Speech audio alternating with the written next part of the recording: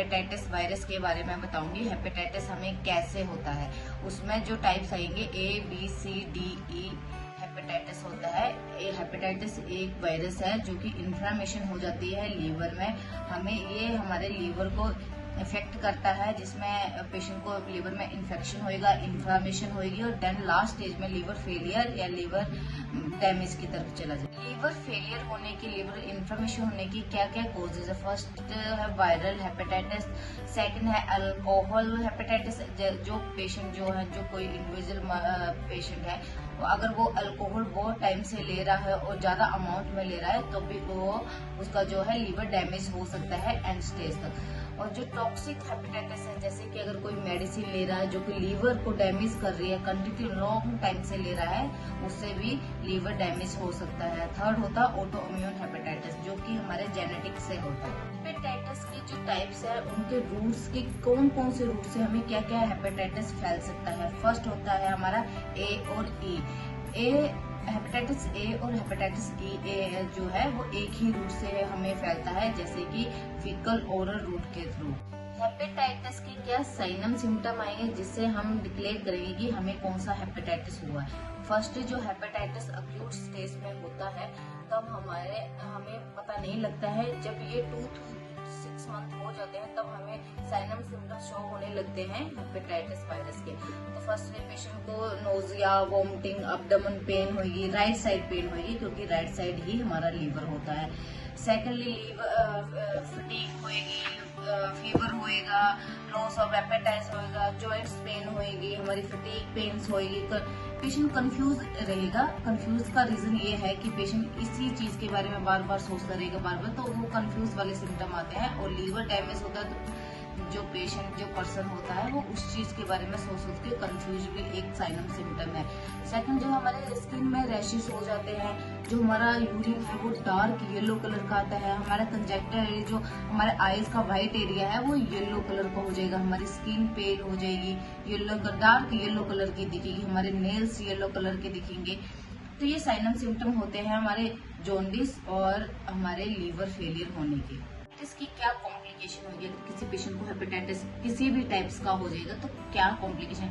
First liver cirrhosis होएगा, जिसमें पानी भर जाता है हमारे लीवर में, जो अटाइटिस करके हम निकालते हैं। तो फर्स्टली वो कॉम्प्लिकेशन होती है कि लीवर सिरोसिस हो जाएगा। सेकंड, लीवर फेलियर हो जाएगा।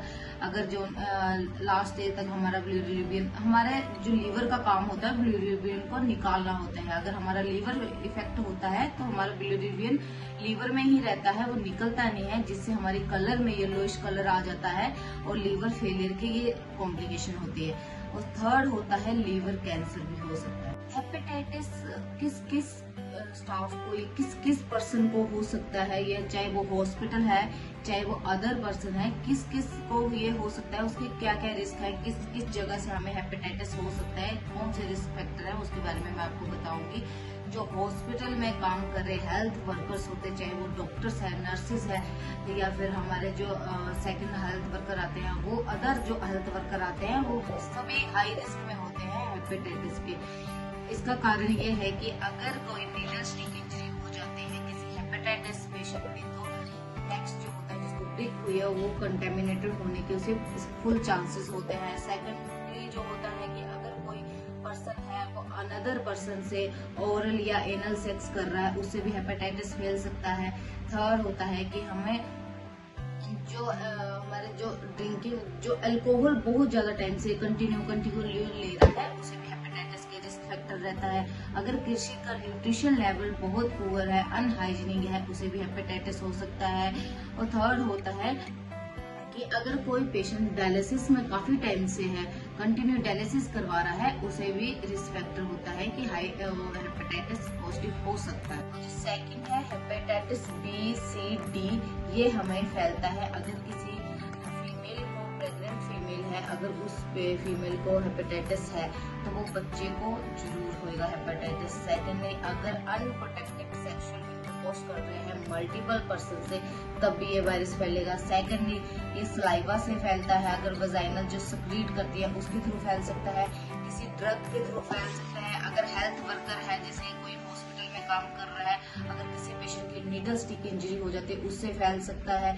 अगर किसी को अगर हम ब्लड ट्रांसफ्यूजन कर देते हैं, उससे भी हेपेटाइटिस फैल सकता है। हॉस्पिटल में या अदर कहीं भी हेपेटाइटिस पॉजिटिव पेशेंट है, घर में है, तो हमें उसे कैसे डील करना। फर्स्टली जब भी हमें उसे, एक तो हैंड हाइजीन हमने प्रॉपर रखनी है, खाना जो है हमने उसे हेल्दी देना है, प्रॉपर बॉइल किया है वो देना है उसे।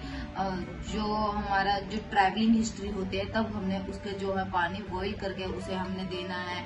और हमने कभी भी किसी भी चीज से बचने के लिए हमें उसे में टैटू नहीं करना है। टैटू एक हाई रिस्क है जिससे हमें HIV पॉजिटिव हो सकता है। पहले टाइम में ये टैटू से जो होता है HIV पॉजिटिव होने से, हेपेटाइटिस पॉजिटिव होने के हाई रिस्क रहते थे, पर इन केसेस में अब जो टाइम है उसमें जो है कम रिस्क रह गया है, क्योंकि अब निडल वो चेंज करके 1% to 1% चेंज करते हैं। तो रिस्क फैक्टर पर हमने फिर भी टैटू से अवॉइड करना है टैटू को। किसी पेशेंट को हमें वायरल मार्कर करवाया, उसका हेपेटाइटिस पॉजिटिव आता है, तो उसे हमें प्रिवेंट करने के लिए या उससे पहले हमें प्रिवेंशन के लिए, जिस को नॉन पता नहीं है कि हमें हेपेटाइटिस होने से कैसे बचना है, तो फर्स्टली हमें उसकी क्लासेस लेनी है और उसे प्रिवेंट करने के लिए हमें सबको एजुकेट करना है, हॉस्पिटल हेल्थ वर्कर्स को। तो फर्स्टली ये है कि हमें क्लासेस लेके हमें सभी को नॉलेज देनी है कि कैसे हमने प्रिवेंट करना है, हेपेटाइटिस पॉजिटिव के पेशेंट को डील कैसे करना है। तो उसके बाद जो होता है हमें फुली वैक्सीनेटेड लेनी है हेपेटाइटिस की। थर्ड होता है कि अगर कोई पेशेंट अगर सेक्स कर रहा है तो हमें जो कॉन्ट्रासेप्टिव मेथड होते हैं वो यूज करने हैं, कॉन्डम। और थर्ड होता है जो नीडल होती है, जैसे कोई लड़के होते हैं जो ड्रग लेते हैं आउटसाइड, तो वन नीडल से ही मल्टीपल जो पर्सन है वो हमें इंजेक्ट करते हैं, तो उससे भी हेपेटाइटिस पॉजिटिव हो सकता है। थैंक यू एवरीवन मेरी वीडियो को देखने के लिए। अगर आपने हेपेटाइटिस वायरस के बारे में कुछ भी पूछना हो तो मुझे कमेंट कर सकते हैं, मैं आपके हर एक कमेंट का रिप्लाई करूंगी। Thank you everyone.